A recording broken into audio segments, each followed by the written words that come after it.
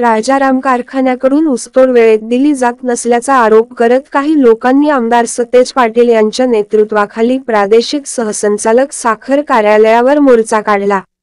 राजाराम कारखान्याला बदनाम करण्यासाठी हा मोर्चा काढल्याची टीका माजी आमदार व कारखान्याचे चेअरमन अमल महाडिक यांनी पत्रकार परिषदेत केली।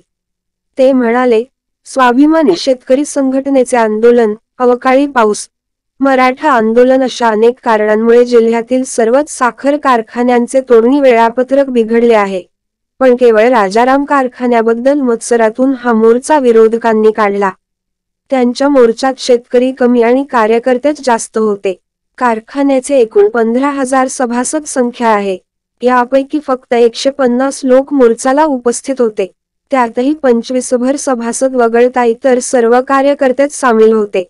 मूळ सभासदांचा कारखाना प्रशासनावर पूर्ण विश्वास आहे। मोर्चाला उपस्थित 20 ते 25 सभासदांपैकीही बऱ्याच लोकांचा ऊस कारखान्याने नेला असून खात्यावर पैसेही जमा झाले आहेत।